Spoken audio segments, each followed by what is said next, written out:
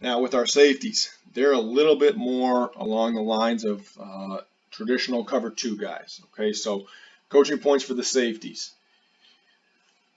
If they're in wall, we will have them typically 12 or 13 yards deep, so pretty good depth, and 1 to 2 yards outside the number two. They know that they will have the linebacker with them. So in wall, that tells the linebacker he does not have a run pass read. He is a pass first player, and he is running that seam technique or that wall technique on the number two.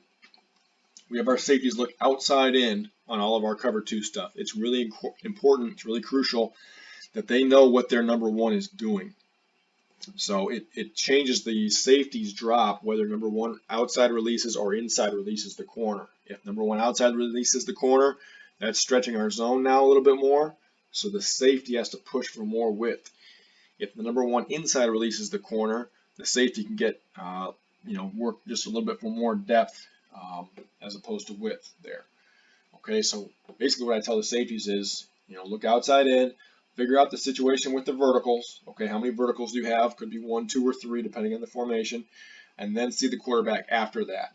Keep getting depth. Depth is your friend. You have help underneath. Keep getting depth. Again, wall or nasty, depending on the splits between number one and number two. Again, wall, always have the linebacker with you so you can push for more width. Nasty, you can potentially lose the linebacker. We'll come back to that thought later. Example of a couple really good things here. 2x2 formation, really good by our Sam linebacker. Great position maintenance inside and underneath. He doesn't get to that intersection point until about 15 yards like we discussed. Safety's outside and over the top, two-way player. And you can see him pushing for width. Like he's showing just inside just before the snap as a form of disguise. He pushes for some width there, gets into his speed pedal, figures out the situation with the verticals. He has two verticals here, so we can split this one or split these two, maybe lean a little bit on the number two, but he needs to have some presence on the number one also. You can see the quarterback all the way. Front hand is off. He can break on it. Ball's overthrown. We get the interception.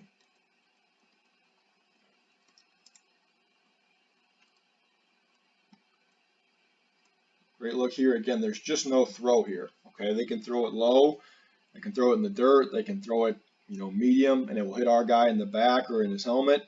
Or they can try to sneak it in over the top, and they risk the ball sailing, and they risk the safety being able to make a play on it. So really good look on that side there. And you see we've got some stunts coming inside here trying to cancel gaps. Now this is also an excellent look at the opposite safety here, opposite view. So we haven't really talked nasty yet, but in nasty we put the safeties inside leverage on the number two because there's a chance they could lose this player if we get number one on the shallow. Okay, you can't see the number one here, but number one does not go shallow. That means now the backer is with the number two the whole way. He will not come off on anything by the number one at this point. So what you can see that the safety does here is he is going to push for more width and then get back in his speed pedal. So he's got a shot to get out here to the number one if he needs to, but he already has the backer inside and underneath. He needs to get outside. He needs to get outside and over the top. So you can see him doing this later in the play. Again, right now, he knows the backer's with him all the way. So he can weave, push for more width, and then get back in his speed pedal. Great job understanding the coverage and taking some coaching there.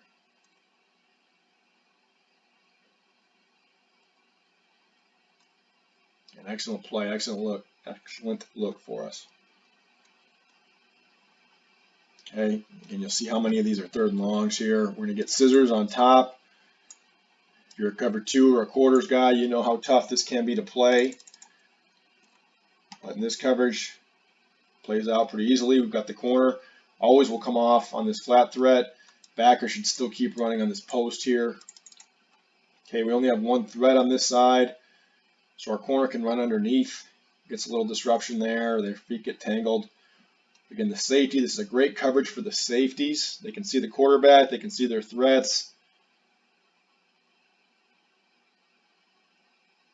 Probably should have kept it to this side. But our safeties love this coverage. Lots of interceptions out there for the safeties. They're protected underneath. Really good. Okay, some good and some bad on this one.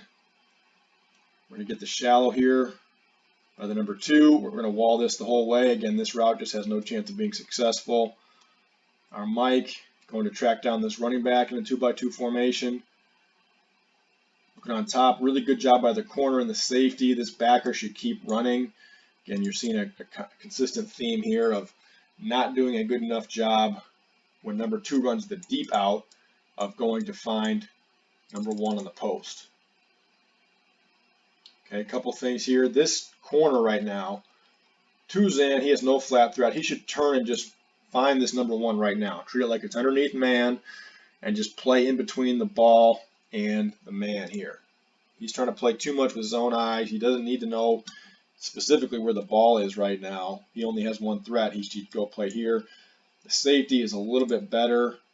He should really nail down on this one. Again, he has no threat. That's another thing for the safeties is, again, because of the nature of the coverage, nobody gets across the field, whether it's short or deep. So this safety should never have to worry about anybody coming across the field. At least no one uncovered will make it across the field.